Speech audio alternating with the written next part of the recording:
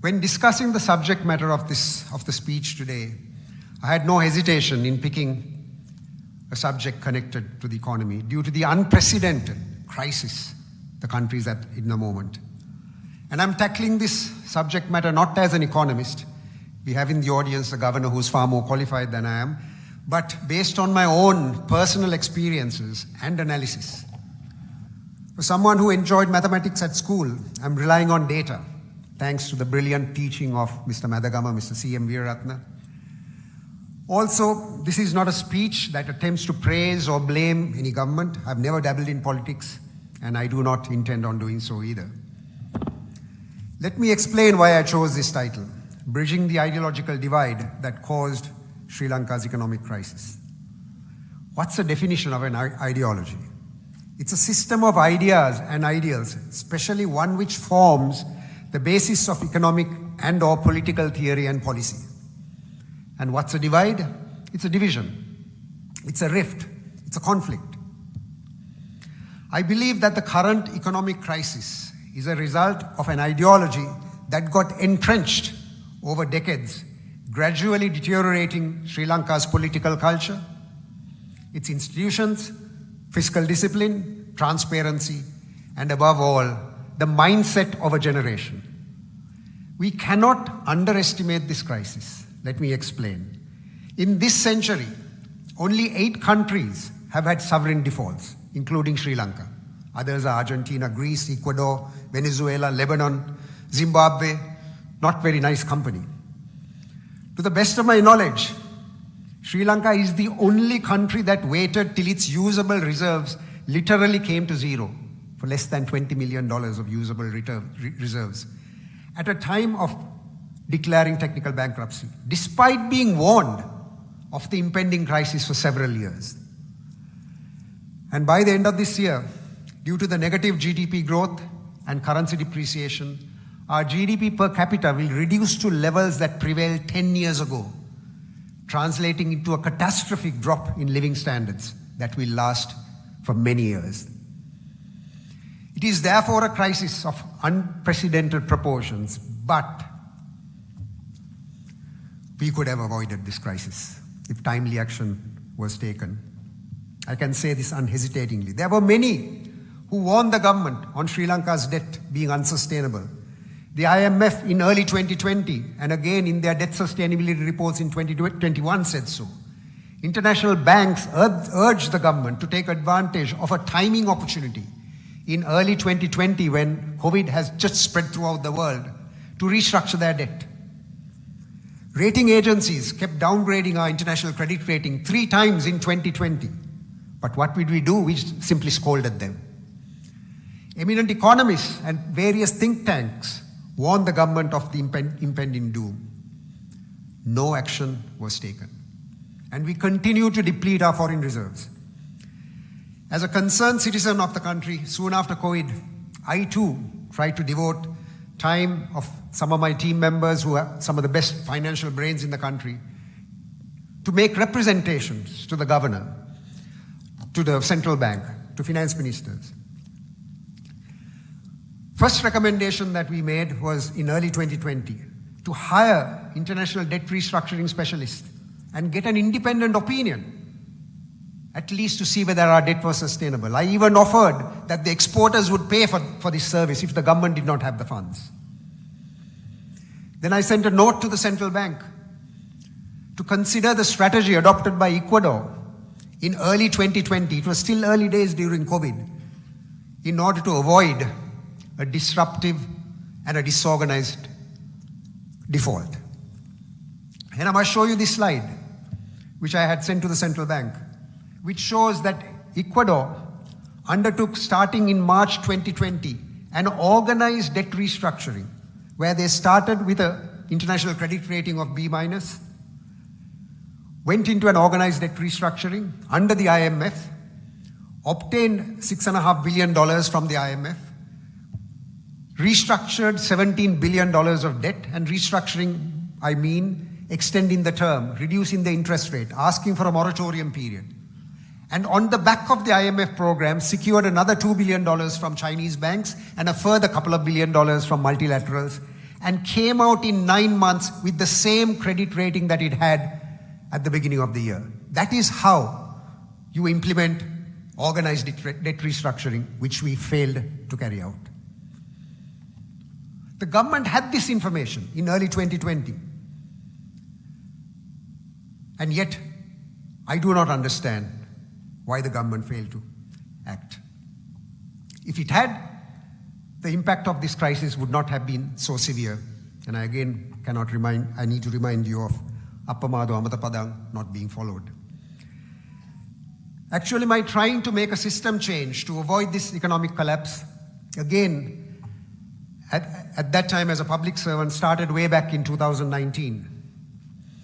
In September 2019, I was approached by close advisors to the former President Gotabaya Rajapaksa asking whether I can meet him to advise him on what needs to be done on the economy. I refused because I was holding public office and it is not correct of me to meet presidential candidates. So I did the next best thing. I wrote a strategy document to both presidential candidates, Gotabaya Rajapaksa and Sajith Premadasa, giving ideas on how the economy should be carried out. And this document was called Lessons from Sri Lanka's Post-Conflict Economic Management and Action to be Taken to Enhance Economic Growth. In this report, I summarized why Sri Lanka's business rankings had gone down. Over the last 7 years, ending 2019, our economic growth was in South Asia from being the fastest. African countries were growing faster than us. The World Economic Forum downgraded our competitiveness ranking 33 positions within a period of 8 years. Our ease of doing business did not improve, whereas India increased their ease of doing business by leaps and bounds. We ranked 158th in the world in paying taxes. We had 43 different types of taxes compared to 9 or so in China and Malaysia. We ranked poorly, 163rd, behind Bhutan, Maldives, in terms of time taken to enforce contracts through courts. Then I highlighted the massive misallocation and fiscal indiscipline that prevailed in the country, where we subsidize education, health, water, electricity, kerosene, fertilizer, transport, and provide transfers through Samurdhi and price control. Very little attempt was made to ensure such subsidies are properly targeted and not misallocated. Large infrastructure projects were implemented with high-cost government-backed debt without rigorous feasibility analysis and failing to yield required economic and tax returns, which became subsequently a burden on the state. High-cost unsolicited proposals became the norm rather than the exception in projects such as roads, bridges, railways, water, which were tied to high-cost debt and built-in profit margins to contractors and intermediaries, at times having profits in excess of 30%. Hardly any action was taken to stem the massive losses of state-owned enterprises, which accounted for about 3% of GDP, particularly Sri Lankan Airlines, CEB, Petroleum Corporation, Water Board. There were large revenue leakages from Inland Revenue, Customs and Excise. McKinsey, the well-known consulting company, did a quick analysis of 2 weeks and told the former Finance Minister Mangala Samarira, "Sir, leakages from Inland Revenue is as much as $500 million a year." So I then, in my representation, concluded, this is in 2019, that our fiscal problems are self-inflicted and is a direct consequence of out-of-control line ministries, agencies and state-owned enterprises showing little regard for fiscal discipline. Then I wanted to point out about implementation bottlenecks. We have an inherent inability to agree on a common position because we get divided with wide groups making representations, trade unions, NGOs, private companies, resulting in inconsistent and ad hoc policy making. The execution capacity of the public sector had reached paralysis levels, where a typical ministry secretary serves on 20-some committees. He hardly has time to run a ministry. Then the fragmentation of the ministries, creation of a multitude of government institutions and agencies with conflicting rules. For example, the agriculture sector is divided amongst 8, 9, 10 different ministries, making coordination impossible. So what was my recommendation? I recommended that This was prior to the presidential election, that a National Policy Planning and Implementation Commission be set up, chaired by the President, supported by the National Planning Department, and what I call a Public Investment Committee chaired by the Secretary to the Treasury, comprising Head of External Resources and Head of the PPP agency, where the optimum methods of allocating funding for investment projects is decided, with the feasibility studies being carried out by National Planning Department, supported by a Secretariat to the Commission, and a legal and regulatory panel where whatever legal bottlenecks that are there to ensure that investment projects are implemented expeditiously would be handled in consultation with the Attorney General. And then what I did was, I went to the cluster principle, similar to how we run private organizations, where every possible subject pertaining to the economy, I classified into 8 clusters. And these 8 clusters are agriculture and fisheries cluster, including lands, plantation, dairy, minor export crops, etc. The private sector investment facilitation cluster, where we deal with local and foreign investment, tourism, innovation and entrepreneurship. The shipping, aviation and logistics cluster. We are simply only giving lip service to our hub strategy. We are not a hub as yet. Covering ports and airports to ensure coordination. Customs, B.O.I. Hydrocarbons, power, energy and minerals cluster. We as a country have billions of dollars of mineral resources which we are failing to exploit. Natural gas, phosphate, titanium, mineral sands, graphite. State enterprise and reforms and capital markets cluster to sort out the problem of SOEs. Infrastructure, housing and construction cluster, where roads, railways, bus transportation, water supply, housing development, all of which need to talk to each other, were clustered under this. Digitization and digital infrastructure cluster, to ensure customs, inland revenue, government procurement is digitized, and it is not yet done, and this is one of the causes of fiscal waste, corruption, etc. And finally, the most important, human capital and education cluster, covering state and non-state universities. Now, my vision was that the issues connected to economic development would be sorted out at the cluster level without being filtered to the president straight away, where the president would have meetings with 45 different people sitting around a table where nothing gets done. This is where the action is, where the line ministry is concerned, would deal with the cluster chairman, who the president can select, whether it's a secretary or a minister, and works towards the common economic agenda and defend any public investment project before it's put up to the cabinet. So in conclusion, I advise the 2 presidential candidates in September, October 2019 that our economy is at crossroads.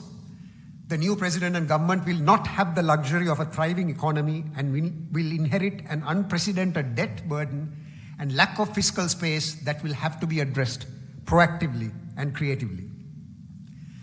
Now, some of these points even matter today. Traditional administrative structures and methods will not work. The public service has a leadership vacuum. And I said this note highlights an administrative structure that can tackle the most important economic and investment issues Sri Lanka will face in a systematic and structured manner, where economic management in the country will be handled by a team of highly capable people drawn from the public and private sector. And my advice to the new president was that he has to build the best economic team the country has seen. Now, this was my 2 cents worth. I said this because in Sri Lanka, we have no shortage of ideas. We are a bright people.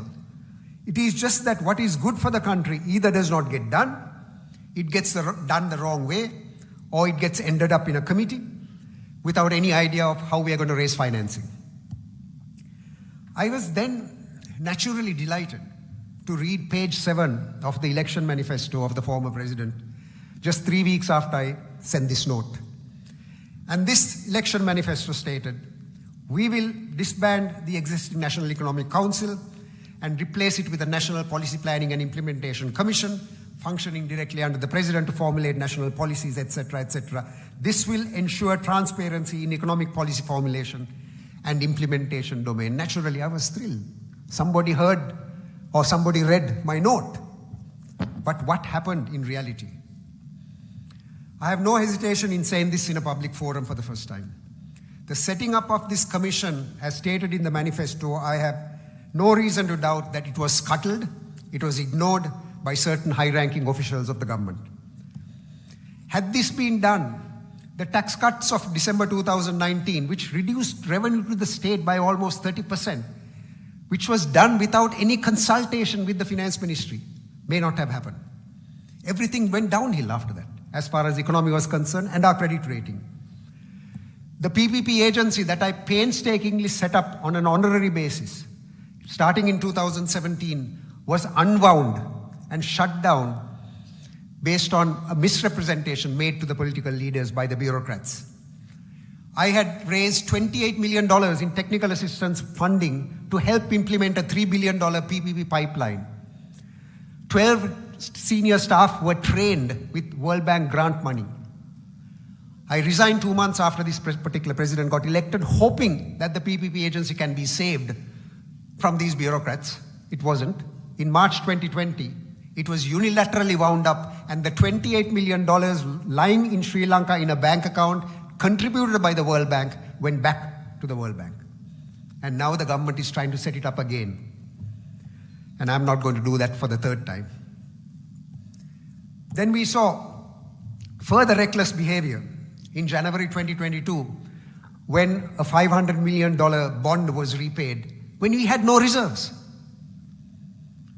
There were winners and losers when that bond was paid. The winners were those who had the information that the bond was going to be paid and bought these bonds in the international market at few cents to the dollar, made super profits. Who were the losers? The fishermen who couldn't find kerosene or diesel to go fishing. The three-wheelers who couldn't find petrol to meet their livelihood needs. The sick who did not have enough medicine. That's how reckless we have been, but I'm not going to talk about it any further because these matters are now before the Supreme Court to figure out who and what caused the economic debacle that we are all suffering from. Then somewhere in May 2021, when the economy was well in a downward trend, I got a visit from another old Anandian and asked me what advice should I give the president. I simply said, change the economic team. Then he said, can I put it forward in a different way? I said, okay. I will present a slide presentation. I'll do a slide presentation to the president where he can understand very clearly what's going wrong with the economy. So now I would like to share with you some of these slides that two old Anandians prepared, myself and another old Anandian who's part of my team, and was sent to an old Anandian, the former president, through an old Anandian, and now it's before you a wider group of Anandians. When you look at the charts, a few charts, I'm not going to share too much with you, you will see that virtually every economic indicator of Sri Lanka was trending downward for many years, more than 10 years. Now, I wanted the former president to see in a very simple to understand presentation that Sri Lanka's economy was dying a slow death and he needed to change course. My first slide was ask the question, so the president will get a summary. How did we get to this? We grew our economy on the back of massive borrowings. We did not invest in export orientation. All our external debt did not generate sufficient foreign exchange, and we forgot about foreign direct investment. And with the GDP growing slow, there was a result of a flawed economic policy and mismanagement. And I said that COVID only made things worse. It is not the reason for the crisis. Now, the following charts are all based on central bank data, where you can see that the rate of growth after the end of the war, the 7 years from 2013 to 19, is actually lower than the period prior to the ending of the war if you exclude the 3 years immediately after 2019, where we grew at 8 to 9% on the back of the conflict ending in 2009. But to grow at 3.9% consistently for 7 years is unacceptable, when in fact during the war years we grew at 5%. Why did this happen? We forgot about exports. The line below shows in black, as a percentage of GDP, manufactured exports from Sri Lanka, which was at 32% in 1995, and it declined to 16% by 2019, whereas Vietnam, which started lower than us as a percentage of GDP, manufactured exports account for 80% of GDP. Let's look at foreign direct investment. Now, what matters about FDI is what the central bank defines as net FDI inflows as a percentage of GDP. Now, one would expect that net FDI inflows after the war would be higher than during the war. No, it's slightly lower. And also I want to highlight the misconceptions connected to reported FDI volumes. I remember in 2017 and 18, much was said about the highest ever level of $2 billion of FDI being attracted. Let me remind you that when FDI gets reported, 85 to 90% of that number is retained earnings reinvested by companies that are already here, not a net FDI inflow, not a net foreign investment inflow. It's rupees staying in Sri Lanka being reinvested. John Keel's Holdings, for example, is 53% owned by foreign portfolio investors and is classified as a foreign investment company. And when it builds Cinnamon Life, that gets counted as FDI. Then I looked at reserves. I warned the then president, we are the only country in the region post-COVID where reserves have declined. Mongolia increased its reserves. Pakistan, Maldives, Bangladesh, Laos. Surely there must be something wrong. Then the next slide. I draw your attention to the 2021 bar shown, where in May 2021, debt service as a percentage of loans payable in 2022 reached 131% for the first time in the history. If some of you know mathematics, it doesn't require a rocket scientist to find out why the IMF said that our debt was not sustainable. A very simple mathematical calculation would have shown in 2021 that we had no money to pay our debts in 2022. How did this happen? Look at 2009. Our total foreign debt was only 4 times our reserves. This increased to 9 times our reserves by 2020. Between 2000 and 2009, the government, state-owned enterprises, and the private sector borrowed on average $1.2 billion per annum for 10 years. That was the foreign debt borrowing. This went through the roof after 2009. Between 2010 and 2014, $22 billion was borrowed in a short period of 5 years at the rate of $4.4 billion per annum, a 400% increase. Now, we need not have worried if most of this debt was concessional. No. If you look at the early 90s, the beige chart and the green chart, 75% of our borrowings were concessional funding from multilaterals, World Bank. But by the time 2019 came, the pink chart, 52% of our borrowings were expensive commercial debt. Now, I'm not complaining about borrowing. Governments need to borrow, but it is about the type of debt and how we spend that debt that matters the most. So, in a nutshell, my final recommendations was, please, Mr. President, create the National Policy Planning and Implementation Commission.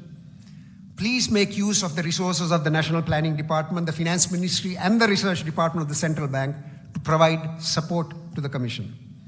Now, I know for a fact that this report was read by many. However, the results came too late. A few months later, I wrote another note at the urging of senior public servants in the Central Bank, Finance Ministry, who were calling me in desperation saying, we don't have a voice, the private sector, urging the government to go to the IMF. So I thought I'll write another note with a catchy political slogan, implications of an IMF program ensuring food security and social protection for low-income families. After all, that should grab someone's attention.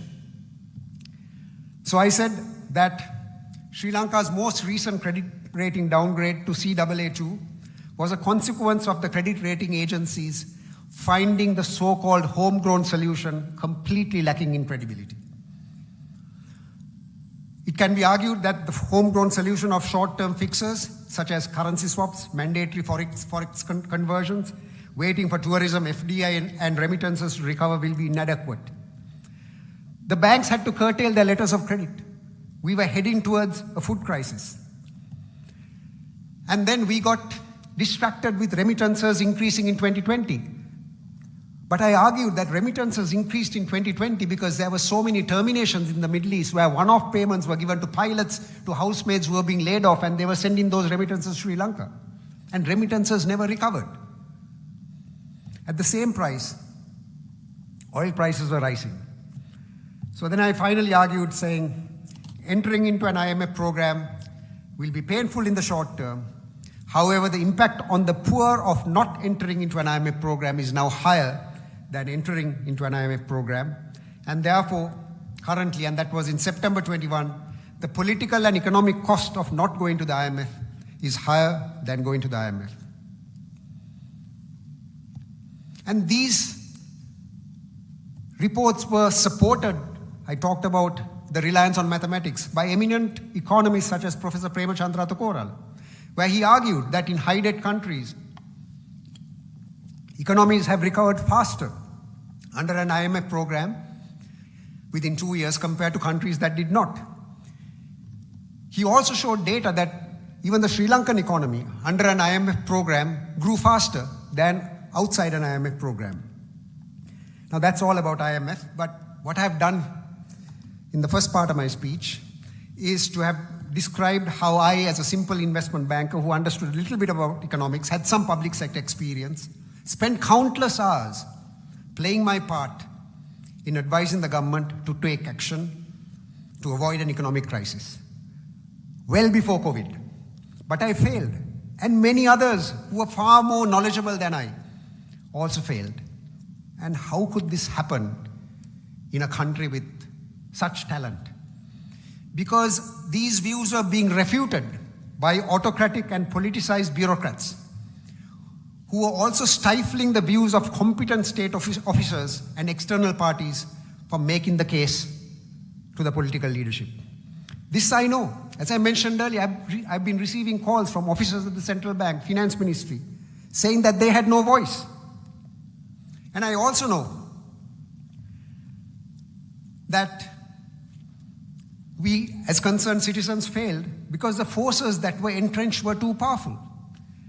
They used the power of the law and the power of their position to victimize those who opened their mouths. And that includes myself, which I'm not going to talk about.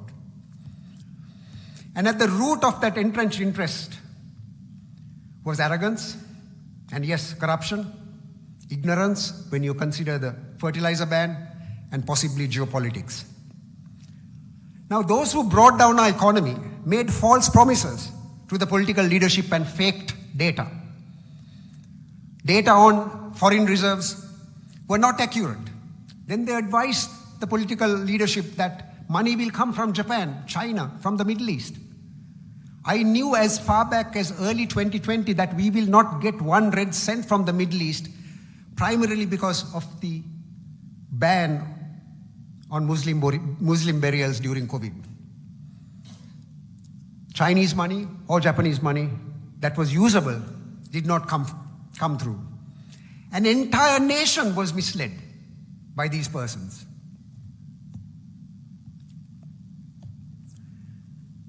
It is without doubt that Anandians, as mentioned earlier, have excelled in every field, possibly excluding politics. We've certainly excelled in cricket, producing more test cricketers than any other school in the world, armed forces, engineering, science, economics, public service, and entrepreneurship. A lot of us have sacrificed for the sake of this country. Recently, I spent hours, countless hours, serving in a committee to restructure the power sector. But these sacrifices pale in comparison to the ultimate sacrifices made by possibly hundreds of Anandians who perished during the conflict.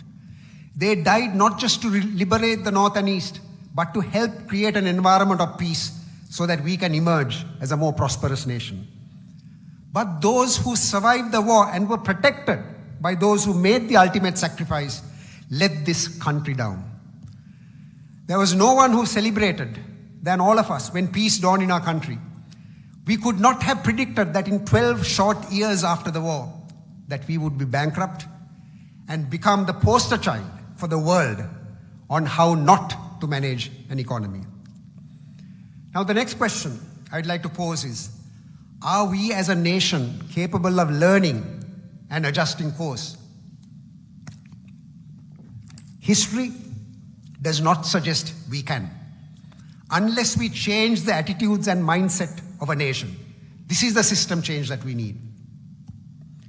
This is because I have hardly come across Sri Lankans asking one very important question, which I'll show in the next slide.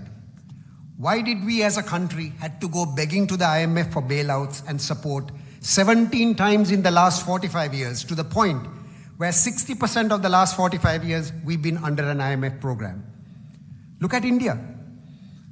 They went to the IMF in 1991 when they had a crisis, but never since then.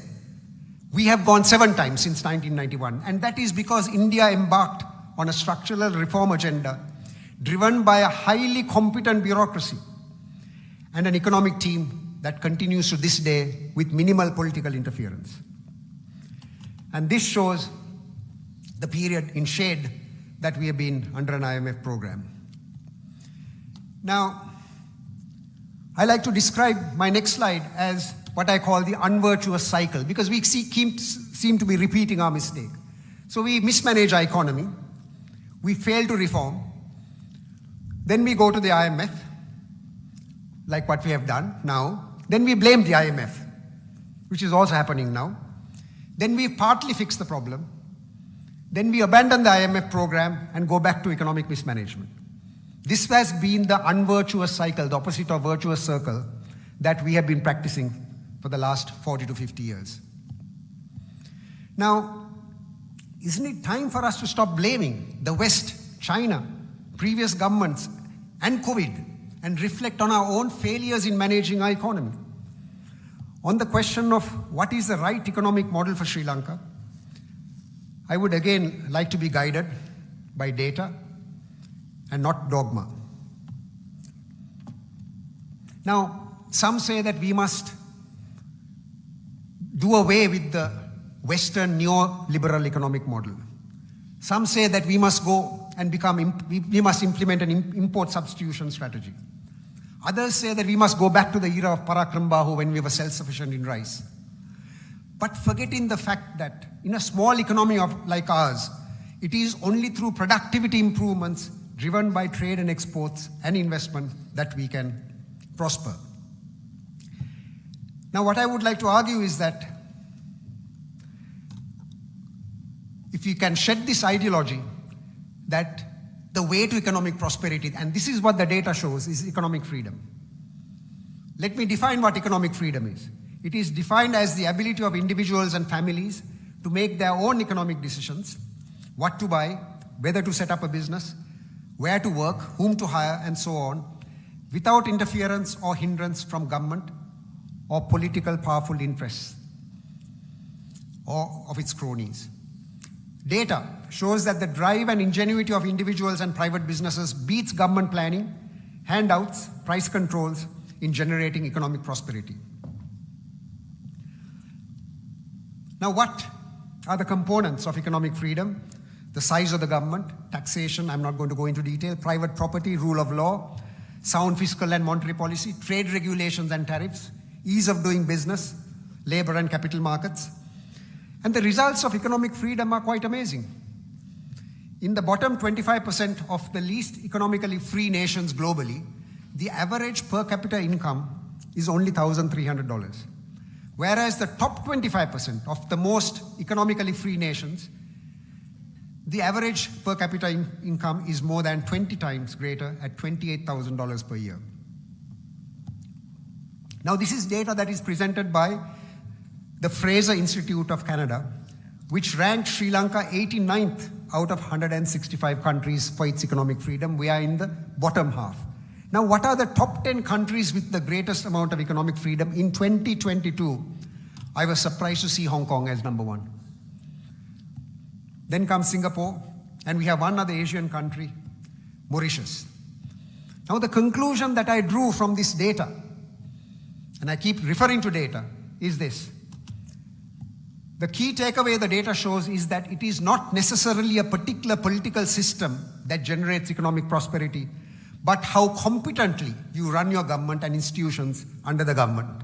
And that's what you call governance, and the degree of economic freedom. Let us look at Sri Lanka's own economic history after July 83.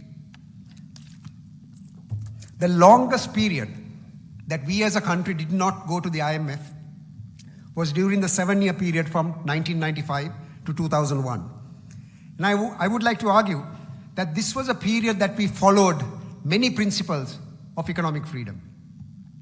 Again, I want to remind this is based on data and not because that coincided almost 100% the time that I served as Chairman B.O.I. So let me explain what I mean. Let's take the performance of the telecom sector, which was built on the principles of economic freedom. This is because the government acted as an enabler and a facilitator in the late 1990s by privatizing Sri Lanka Telecom. At that time, there was a 2.5-year period.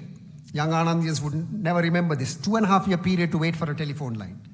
And the privatization proceeds were used to retire debt. I don't have data in terms of the last time that we retired debt. We brought in competition. We made computer equipment duty-free. I introduced through the B.O.I a 5-year tax holiday for any software business, whether export-oriented or not, including training institutions in software. We set up SLIT, which now accounts for 50% of all IT graduates, who when they graduate, starting salary is 350,000 rupees a month, 96% have job placement. We declared Malabe as an IT zone. The World Trade Center became an IT park. How did that happen? When I signed the B.O.I agreement with Virtusa, which today employs more than 10,000 people, they said we don't have any office space in Sri Lanka with a fiber optic backbone. I immediately went to my board, allocated funding, laid a fiber optic backbone from the top to the bottom of the World Trade Center, and that is where Virtusa started their business. And the results are there to be seen. The IT sector has been the fastest growing export sector in Sri Lanka for the last 25 years until COVID, growing at about 15 to 20% per annum, reaching over $1 billion in exports.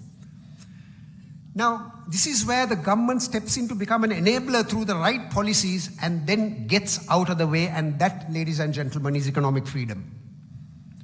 Now consider how the port of Colombo emerged as a hub, because competition was introduced for the first time through SAGT, which was backed by John Keel's and P&O and 3 other shipping lines. After competition was introduced to the port, ship waiting time reduced by 85%. That is a remarkable statistic. Port productivity improved by 65%. Now, what made us do this? We made a decision that the port must never go on strike, as it was doing very often during the 1980s. Now, after SAGT came, has the port ever succeeded in a strike? No.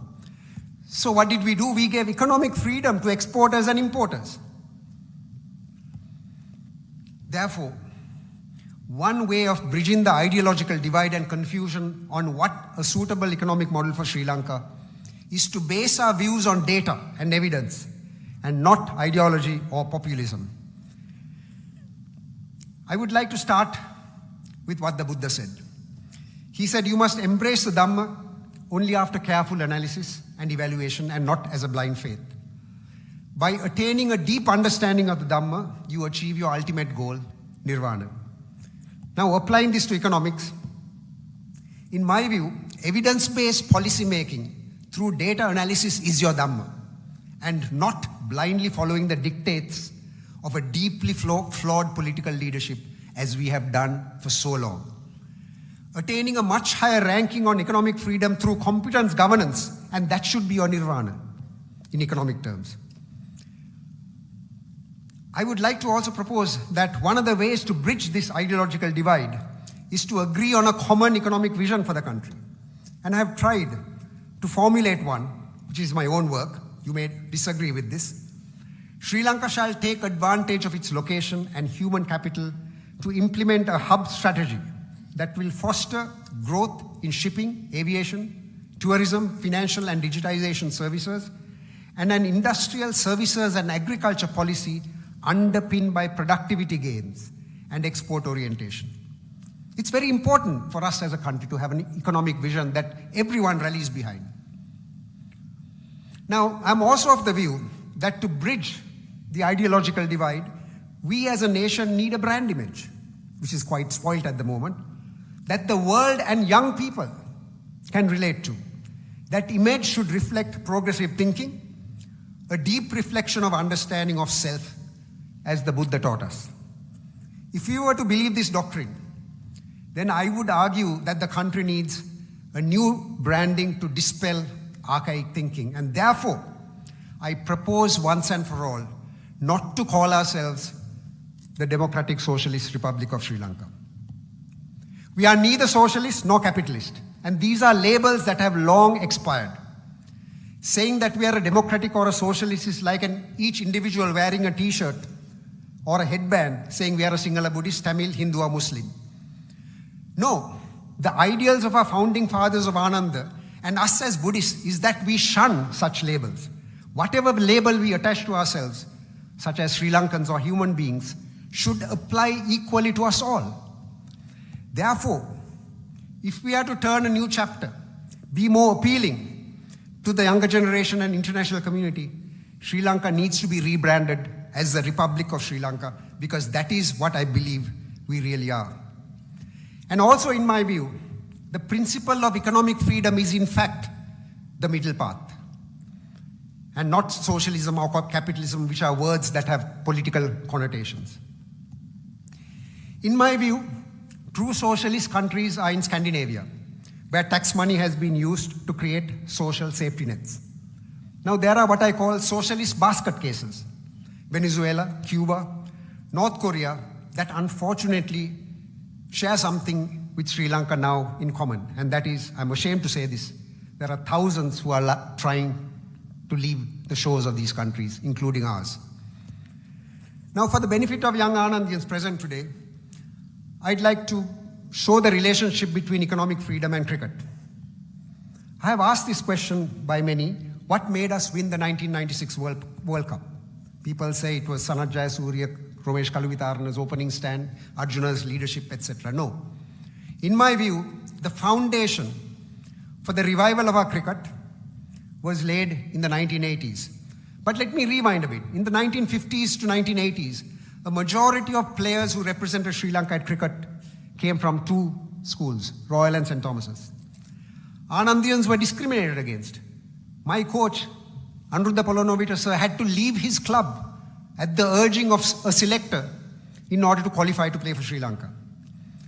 Then under Gamini Disanayaka, a shift happened. He democratized cricket. Any cricketer with talent had a fair opportunity to be noticed and be selected regardless of school or ethnic background. And the composition of the 96 World Cup winning team, not a single royalist or Thomian. But of course, in the same vein, I'm sad at the decline of Ananda cricket, but that's another conversation.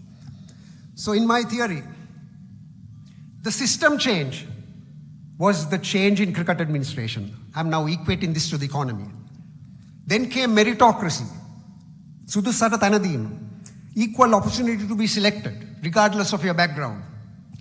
Then talented cricketers without means were given financial assistance.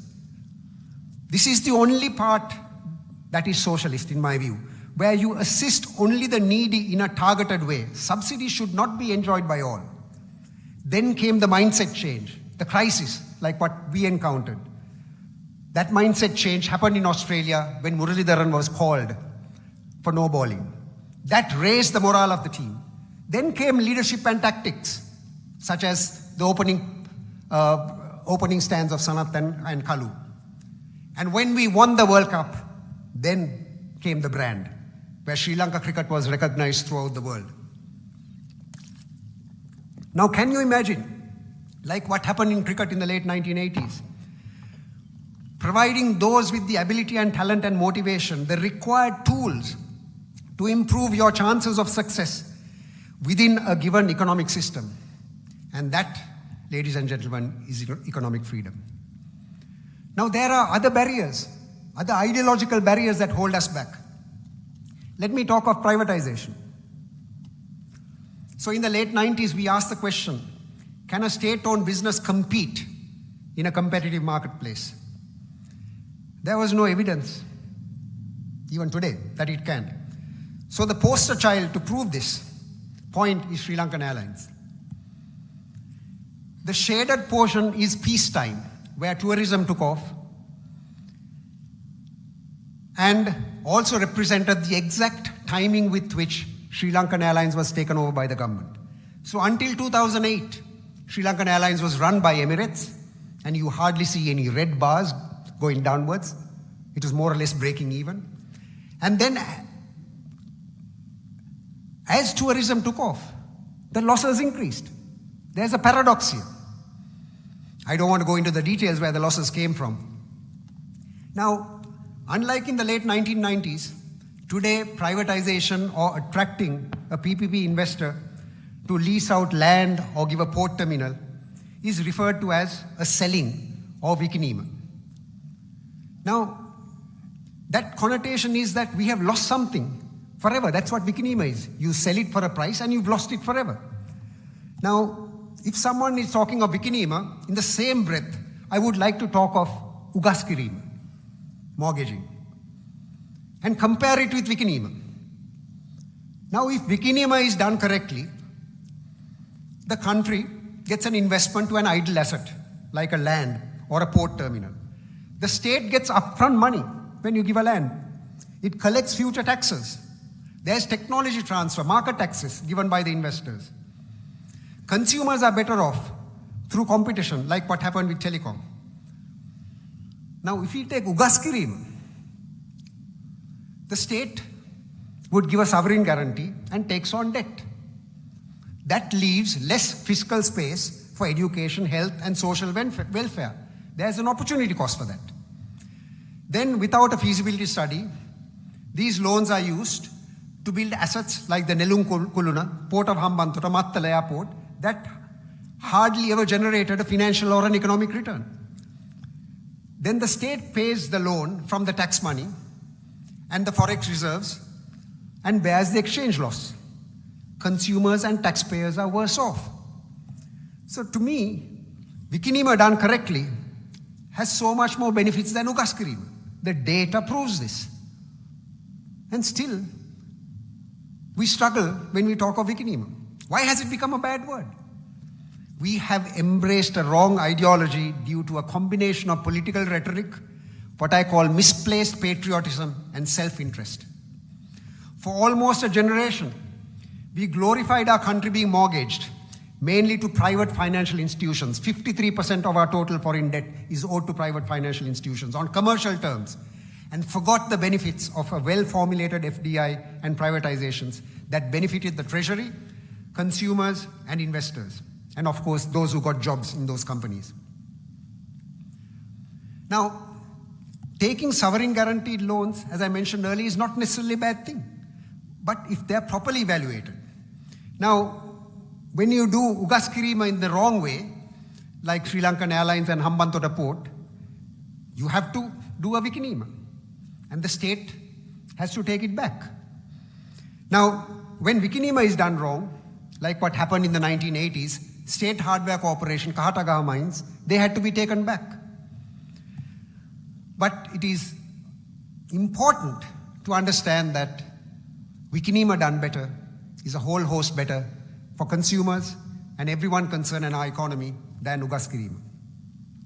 Proof is in the next slide, where in 2016, the Port Authority lost 7 billion rupees, the right-hand side column, mainly on account of the loan taken for the Hambantota Port. But then when you add the proceeds from the private terminals, Port Authority made a profit of 1 billion rupees. Now still people argue against the vikinima of East Terminal. To me, the data shows that the PPP is a whole lot better than the government investing in the East Terminal.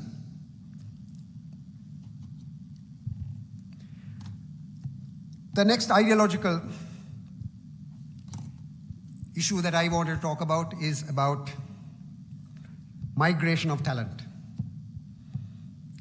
Now, I'm quoting here from research carried out by Professor Ricardo Hausmann, where he argued that the secret of economic growth is transfer of knowledge through mobility. Now, what does it mean? If you take Silicon Valley, almost half the Fortune 500 companies were founded by American immigrants or their children.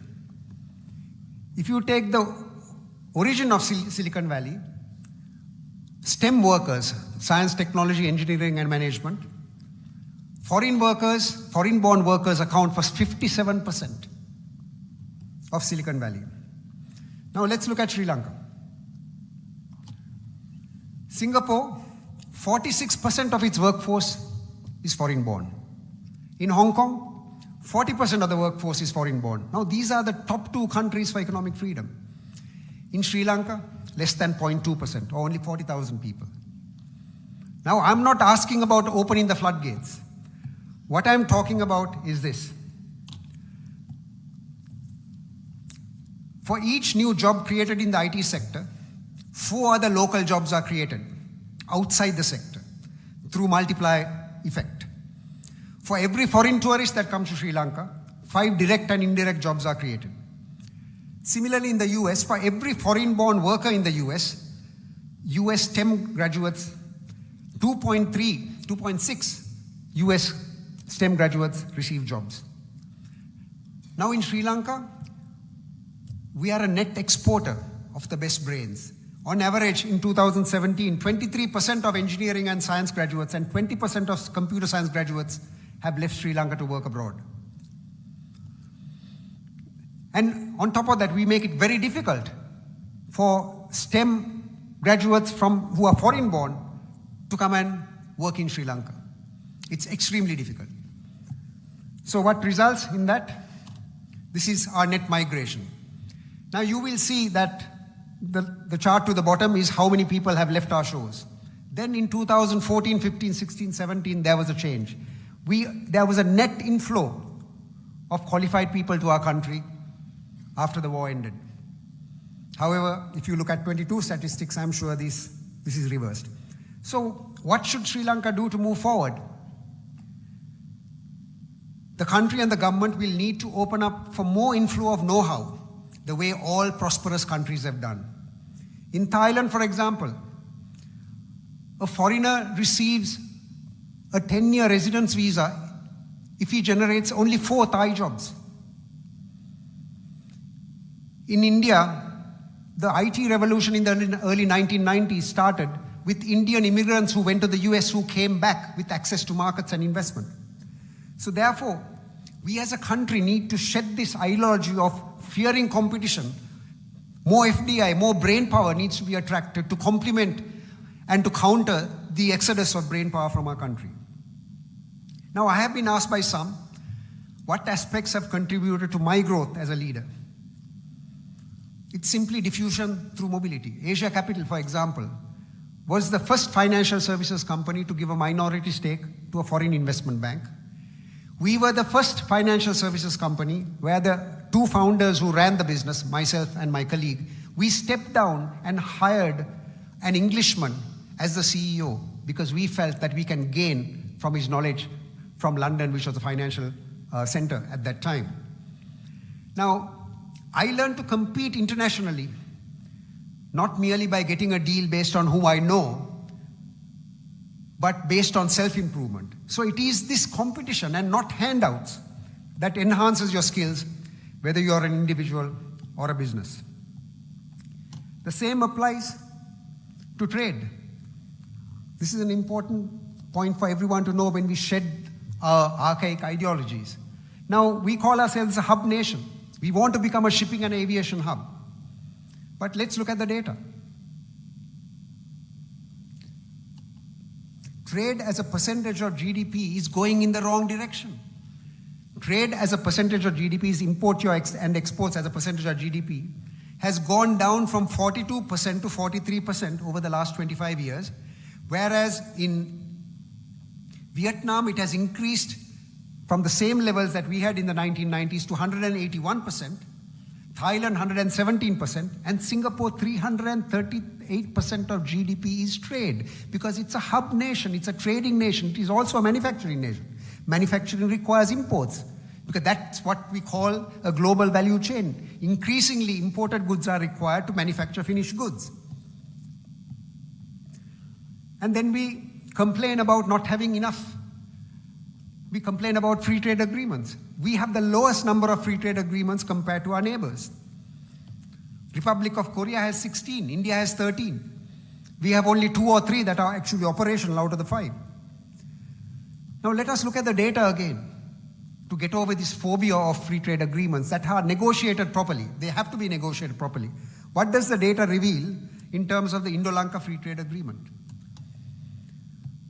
Now, the agreement was signed in 2000.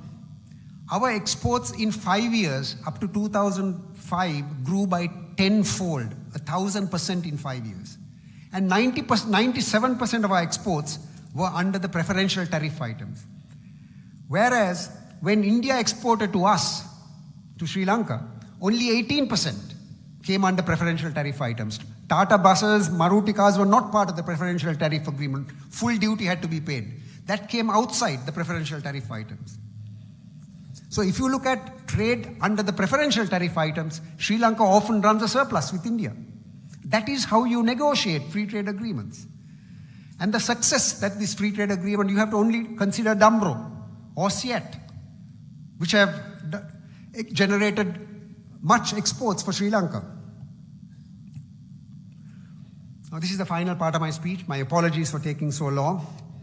Now, I'd like to quote some history. Over the last few decades, Sri Lanka has been subject to a culture of dependency and servitude. For example, a dependency on politicians for jobs and handouts, when in fact the job of a politician is to set the policies that would generate the jobs and through productive investments. State enterprises are being used as job banks. There's an unholy rent-seeking nexus between certain elements of the private sector and the government that results in lost tax revenue, corruption, wasted resources, and a mountain of debt. Above all, Sri Lanka has suppressed the voices of reason while embracing an economic ideology and dogma propagated by a political class that created this culture of dependency, perpetuated by a few bureaucrats who themselves failed in their duty in providing the correct advice to the ruling class and therefore served their masters and themselves and not the country. From 1995 to 2001, and this is the only name I'm going to mention in my speech, we had no reason to go to the IMF because of the bureaucratic leadership given by probably one of the best Secretary of the Treasury and governors I have worked with, Mr. S. Jayawardena. He played a role in changing the economic ideology of Chandrika Bandaranaike Kumaratunga from left-leaning ideology to a more centrist platform that I have defined in this oration as economic freedom. Before I end my speech, I would like to go back further in history, 175 to 200 years, when there was a situation that was mentioned earlier where Buddhism was threatened. Now to quote from Sanjeeva's Olcott Oration in 2014, it says, for a period of almost 200 years, Buddhism was in decline in the absence of royal patronage, with rulers being preoccupied with survival. Now today, our country's economy has hit rock bottom, becoming the first country in Asia for 50 years to declare bankruptcy, when in fact, we are at the center of one of the world's fastest growing regions, led by India, Bangladesh, Maldives, and Bhutan. And this is also a result of our rulers being preoccupied with survival. And at the same time, we have weakened and politicized the key institutions that could have helped us in this crisis, the central bank and the Ministry of Finance. Therefore, it is my view that the time has emerged for a new force, similar to when Venerable Mohotivatte Gunananda Thera emerged to challenge the Christians to defend their faith via a series of debates.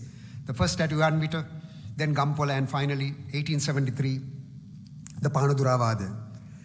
Now, the impact of that debate was remarkable, both locally and internationally. There was a book published by Mr. J.M. Peebles in the US in 1878 based on these debates called Buddhism and Christianity Face to Face. Now, it is after reading a copy of this book that Henry Steel Olcott, our founder, came to Sri Lanka in 1880. Now, with the arrival of Colonel Olcott, the Buddhist revival movement accelerated, as pointed out by other orators today, and he described Venerable Mohotivattaya Gunananda as, to quote, the most brilliant polemic orator of the island. He is the terror of missionaries, with a very intellectual head and the most brilliant and powerful champion of Buddhism. Even those of the Christian faith praised Gunananda Thera. Therefore, it is now time for our country to produce the equivalents of the Venerable Mohote Gunananda Thera and Henry Steel Olcott and embrace their approach to build strength in numbers. One individual cannot do this. To lead the revival of an economy that is built on consistent and evidence-based principles, with independence of institutions in charge of the economy protected, and the dignity of the public service revived. I urge Anandians to play a catalytic role in facilitating this change. Our very future depends on it, and the changes required for our economic revival must be institutionalized and legislated in order to instill discipline in the system. Else we will not gain credibility as a nation and will forever be coming in and out of wildly fluctuating economic cycles characterized in the last 50 years. I would like Anandians to form the equivalent of a Theosophical Society for the revival of the economy. The Theosophical Society's founding principles were laudable. A center for strengthening of universal brotherhood without distinction of race, religion, sex, caste or color, and to encourage the study of comparative religions, philosophy and science. So similarly, for the economy, we would need to have a series of debates or roundtables that we as Anandians can organize, similar to the Panuduravada, where we can compare with data comparative economic systems. We can promote progressive ideas and to seek to educate, change attitudes, dispel economic myths. We need to engage with economic thinkers of all parties, including some parts of the radicalized youth movements, in order to generate a consensus on reforms. We need to ensure that entrepreneurship is nurtured at every level. Also, my earlier suggestion of setting up a National Policy Planning and Implementation Commission is just one such idea, which also needs to be debated. Maybe others have better ideas. But at this moment, sadly, there's too much of a divide between the ideologies of politicians, the private sector, special interest groups, trade unions, and the student movement. We need a force of unity that can at least narrow these differences. This needs to happen yesterday. And we as Anandians can be the agents of change, I believe. Can this change also include every student at Ananda being taught basic economics and finance so that they have a deeper understanding of the issues that caused our country's economic downturn, and therefore a mindset change can happen at a very young age. I'm deeply disturbed as a citizen of the country, seeing self-interest prevailing over the interests of the country. This has resulted in a breakdown in our value system and people not having faith or trust in Parliament or the institutions. Now, history reminds us that dictators and despots arise during times of severe economic crisis. Now, I don't want that to happen in our country. And if we as Anandians can take action to bridge this ideological and ethical divide that caused this economic crisis, I'm willing to assist in any way which I can, because the future of this country depends on it. And finally, a quote by Mr. VTS Sivagurunathan, a product of Jaffna Hindu College and a teacher and a headmaster at Ananda for 25 years. This is what he said in 1958, and thanks again, Sanjeev, for highlighting this quote.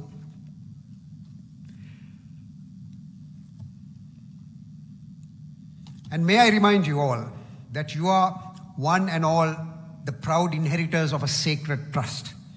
And it is for you and me to see that Ananda does not become a lifeless state school, is not satisfied with being merely a Sinhala Buddhist school, but grows into a greater and greater Ananda, so that it may continue to be the hub of all national education activities, the hub of the Commonwealth of the Ceylonese people of Lanka. Surely, Ananda can also become the hub of modern, progressive economic thinking to change attitudes and values of a whole people and a whole country. I would like to live in that hope for the rest of my days. Thank you.